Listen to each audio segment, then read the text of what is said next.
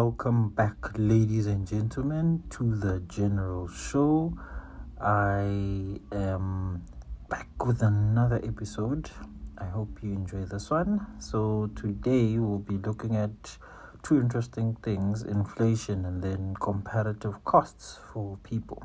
Remember, we're on a financial journey, so every single step that we take is towards self-enrichment, self-investment, so that we make more educated guesses financially and we're able to build rapport financially with discipline and persistence, you see. So let us go. I'm going to try my best to simplify what inflation is first. I hope you understand and you engage by liking, commenting, sharing, subscribing, starring. I don't know, man. Just do what has to be done, but please do enjoy. So let's get to it. What is inflation? One of the earliest and fondest memories is buying a Rolo ice cream with my dad at the local Spar, which was $4.50 at the time. It was a bargain. Little did I know, Today, the same Rolo costs north of 20 Rand. That, my friends, is inflation. It's when prices go up over time. So this is a insert from someone I found who wrote this thread, and then I thought I'd share it and then we'd discuss it. So this is literally plain and simple, a very practical example of what inflation is and what it does to our money over time. We all need to know what inflation is so that we can future project what we should spend our money on wisely. See? Then moving on, he asks, so how does it happen? Inflation can be caused by two things: supply and demand. Please note that supply and demand aren't the only factors when factoring in inflation, but then they are two of the simplest things which you can refer your inflation to. You see, for instance, COVID within itself became an extra additive factor to inflation, also along with supply and demand. So it was literally a pandemic, then supply and demand, you see. So it's not the only precursor, but it is one of the precursors, you see. So supply, it implies that it increases the input prices of raw materials of goods.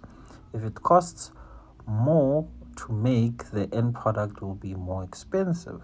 For example, more expensive raw materials, the wages or shortages due to war. As I pointed out, it could be war. For instance, we're in an economic war between Russia and Ukraine. It's a proxy war between the West, NATO primarily, the G7 group, and also Russia or the BRICS coalition. So that is the main hassle, you see. So they influence your supply and demand, also known as inflation. Hence, it's very imperative that we know about this inflation. For instance, it's said that this Cold War between Russia and Ukraine will impact the markets for the next 44 months, because I found out about this 4 months ago. So it was supposed to be 48 months. So you see, within that duration, one needs to be careful of where and how they attend things. You see, that's why it's important to know. Then it goes on to say demand. It's caused by a high demand for the same amount of units available. It can be caused by a variety of factors, such as your increased spend by consumers, the firms which do the logistics and distribution, government, which is the one that sets the regulations, taxes the said business, which does the business with the people, and also foreigners, which means more imports. You see? So let's say now for the Rolo ice cream, foreign ice cream came of the same taste quality, but it was cheaper. Then it is going to force the demand to either go up or go down, depending on what the consumers see. You see, also government would also have to penalize local businesses as differently from those of foreign business, but it's one of those factors. As I had mentioned, inflation is not only supply and demand, but they are good points of references for inflation and a person to understand them simply. And I'm sure you can use anything, the price of a pen 20 years ago and now, the price of a book, the price of a t-shirt, all of these things, they are all impacted by inflation, you see. But remember, we generally invest in the seventh wonder of the world, which is compound interest assets. And we're on this journey, and I'm hoping that in my next episode, I will be able to discuss 6 months of how the gold and silver or precious metals have performed throughout. It's a very interesting one, and we'll unpack it on the next episode. But then for now, this is what we're going to look at. It's a very good explanation between what supply is, what demand is, and what inflation is. It's very cutthroat, straight to the point, and simple for the most youngest of person to understand, which is very good. We need more of this. And then so I go on. What is it a problem, or why is it a problem? Inflation makes your money and assets worth less. Obviously that's a very big red flag. If there are things that make my money worth less and less over time, then that is a very big indicator that you need to do something better.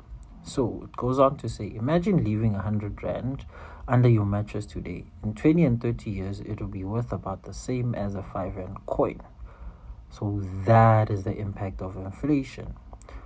So now, if we are met with such a conundrum, it's up to us now. When you take that 100 Rand, you put it under the mattress, how do you water it and grow it so that in a few years' time, it is not worth that 5 Rand coin? Because that's such a huge depreciation. That's about 95% decrease. I wouldn't say the estimation is wrong, because we don't know what the future holds, because they're trying to move away from fiat currency. They're trying to do crypto. They're trying to do controlled currencies and so forth. They're trying to do a lot of things. So we just need to be cognizant of the happenings. But this is a clear indicator, again, of what inflation is in simple terms.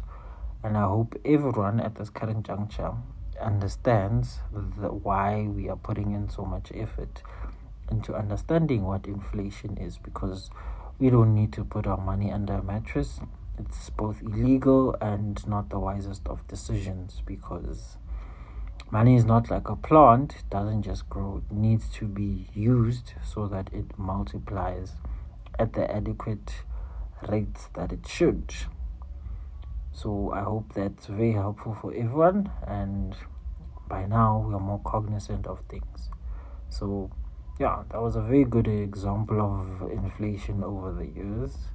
Then it goes on to say, it's important to understand the difference between nominal and real growth. So he goes on, he's introduced two extra financial terminologies, nominal growth and real growth. So these two terms will be broken down. Firstly, we're going to deal with real growth. Real growth is an adjustment for inflation. For instance, if your salary increased by 8%, but the inflation is 6%, your income only increased by 2% in real terms. You see, this is the information that we all need to know, because I've seen many people when they go to strike and then they say, okay, no, our salaries increased by 10%, 1 to 15% increase, whatnot. But then they're not checking the inflation rates.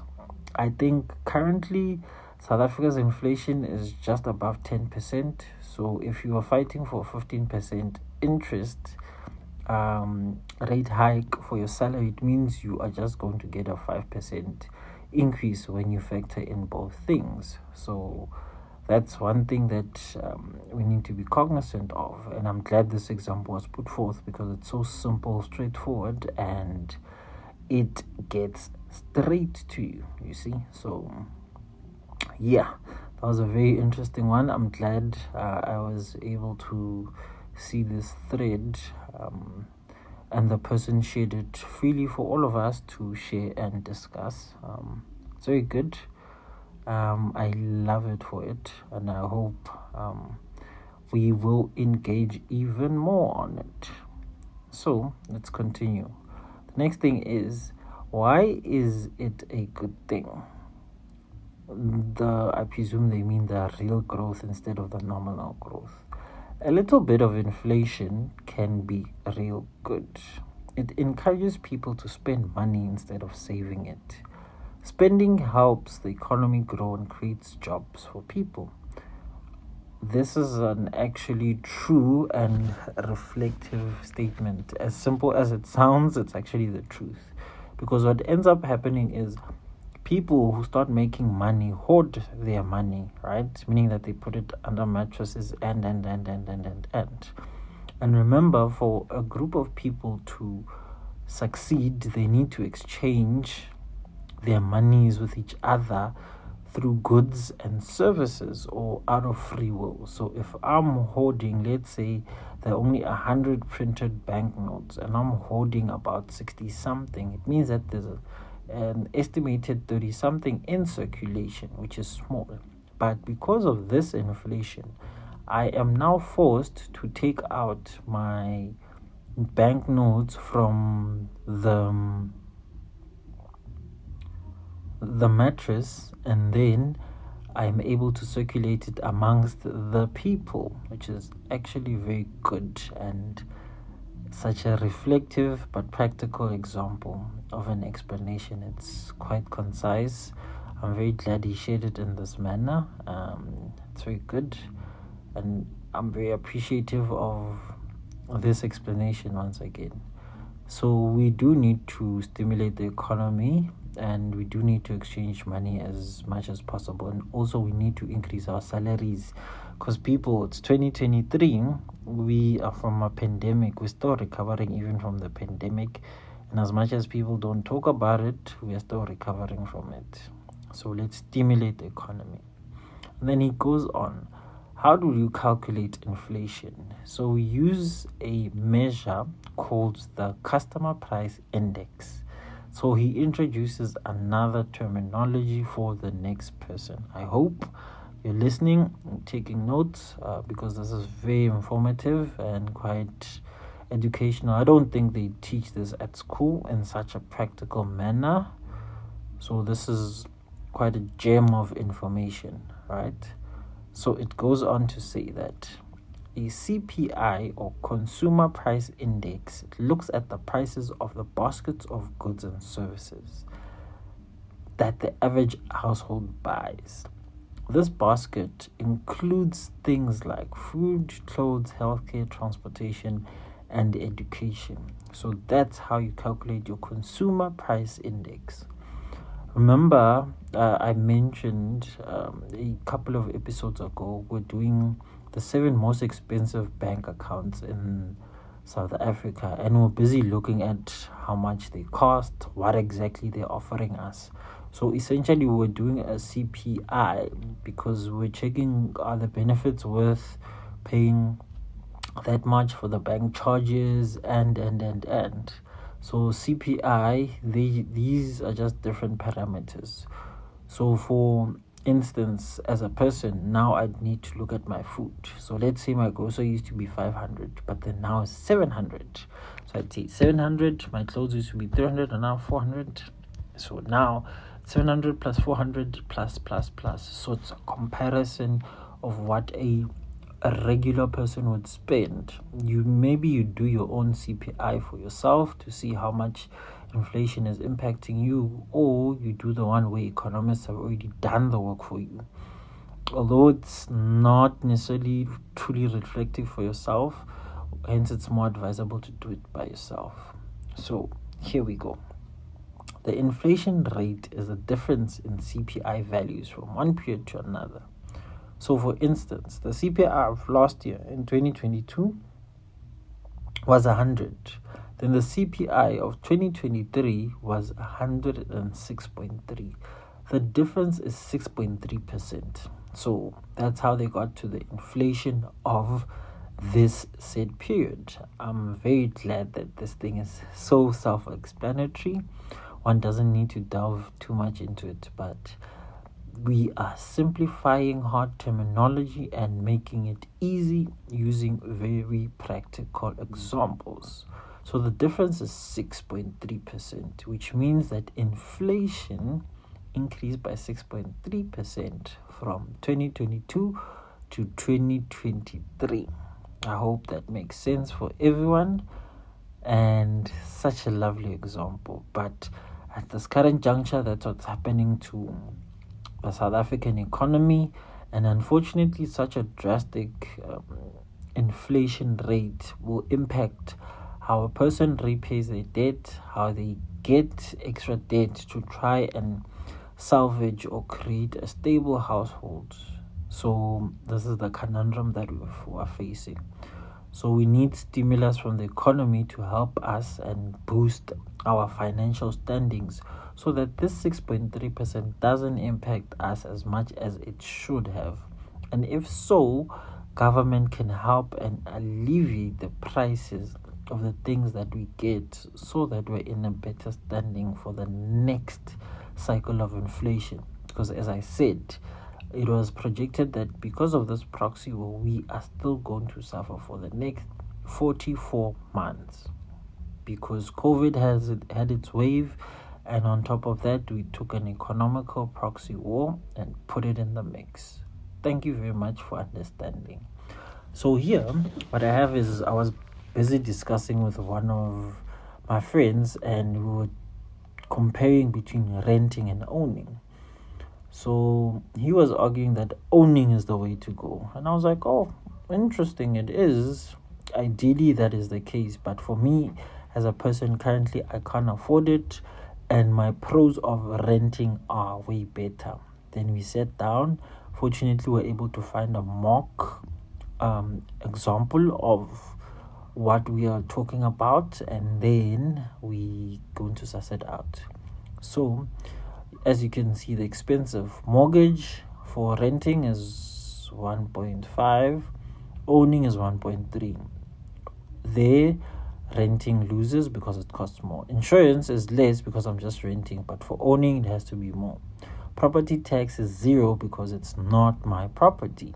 Then, for a person who owns, will pay property tax. And remember, these numbers will fluctuate depending on what the repo rate says for the year or for the quarter, since that's how they like to navigate things these days. And then utilities, maybe my utilities are 150 for other people to do it on my behalf, or the owner doing it on my behalf as a mandatory requirement. But then for the owner, it's even double that because it's your house. You have to keep that standard.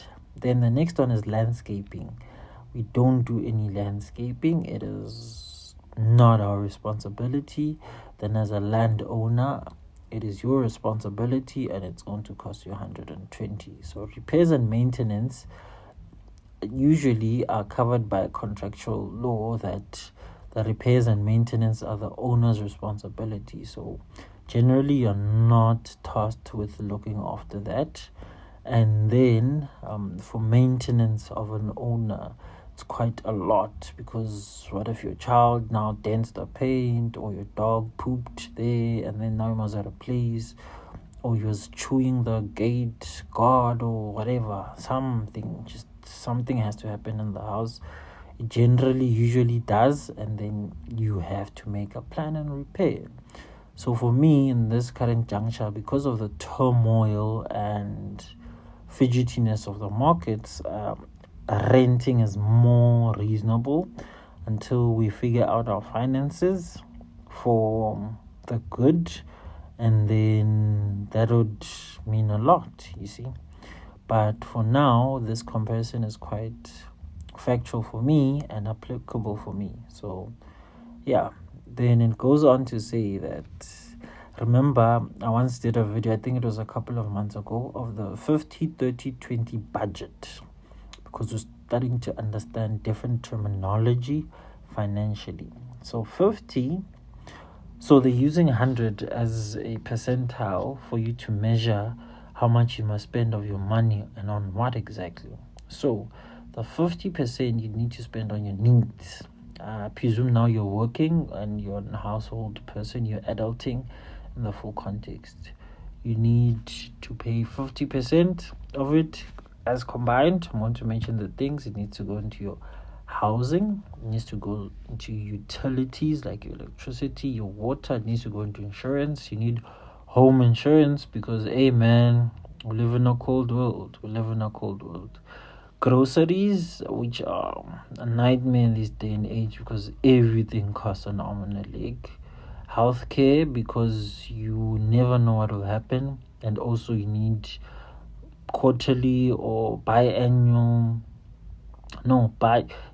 half year, you need to go check your teeth, and you need to get your immunizations and so forth. But you do need healthcare, it's very important. Transportation, remember, gets you from point A to point B, very critical. And then you need personal care. Personal care is for your needs.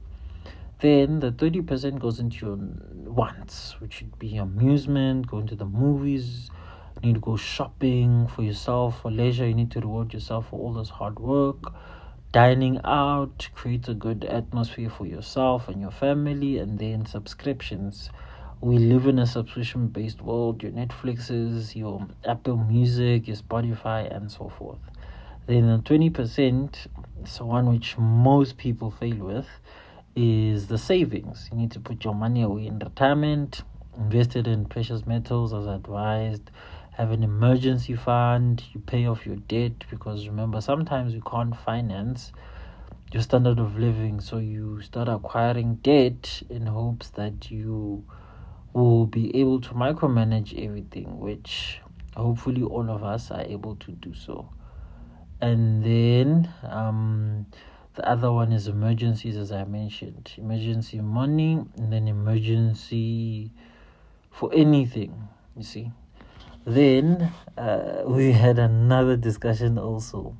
Someone said, I'm a petrol head, by the way. Like, I love cars, but not in like the conventional way of saying this one is faster or that. No, but then like just opening up a car, fixing it, revamping it again, rebuilding it, the wiring, the engineering of it, and then also the painting of it. I'm a big fan of it because when I was growing up, I was surrounded by people who actually love fixing cars, you see. So yeah, it sort of grew into me. So here's the example. Jack in 2016 put 2,000 down on a brand new car, and he financed it for 26,600 for 72 months, and he repays it monthly for 55499. Then there's Jill.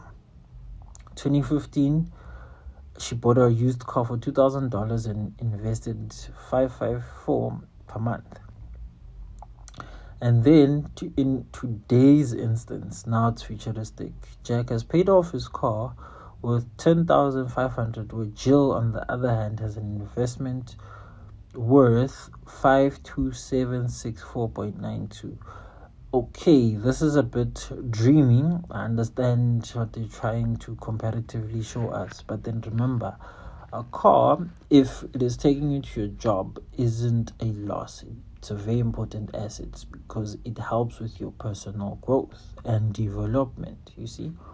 And then for Jill, yes, they're saying she put 2,000 down on a car and then she's going to invest the rest, but then the car breaks down, it wants an engine rebuild. Who's going to pay for that, and so forth? And so I'm saying this is a bit futuristic in as much as we are hoping it does what they're hoping to do, shock factor. doesn't really translate. And then here's another interesting one.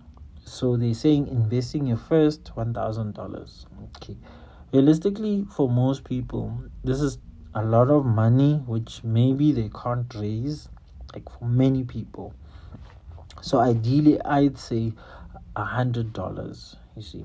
And then if you like 1,000 rand or 100 rand, you see, because small consistent steps build up to something very big. So let us start educating yourself. You buy and read these books, right? So presumably they think if you're investing in yourself first, use $1,000 or rands. You need to educate yourself by buying books. Rich Dad, Poor Dad, I say it's bogus. It's not very practical, and it's from an ignorant standpoint. And then the next one is Intelligent Investor, Think and Grow Rich. I've read it. It's interesting. The Compound Effect, I haven't read it. The Millionaire Next Door, I also haven't read it. In the little book. Then the $800 you'd invest in index funds and ETFs. So you consider making your first investment into ETFs. And so for me, I just say, guys, put this into precious metal. Let's say $400 into precious metals, and then the other 400 can still figure out index funds and ETFs. Because the thing is, with ETFs and index funds, you need to now study markets, this and that and that and that. Precious metals, it's simple. It's either I'm silver or I'm gold. I buy, I put it away, wait a certain period of time, I'm able to sell it off and I get what I've gotten. Simple.